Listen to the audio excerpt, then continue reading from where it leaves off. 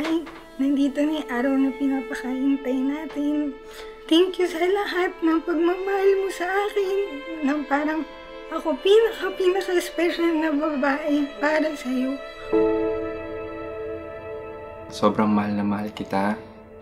Gusto ko na kitang makasama habang buhay. Wala na akong hahanapin pang iba kasi nasa'yo na lahat.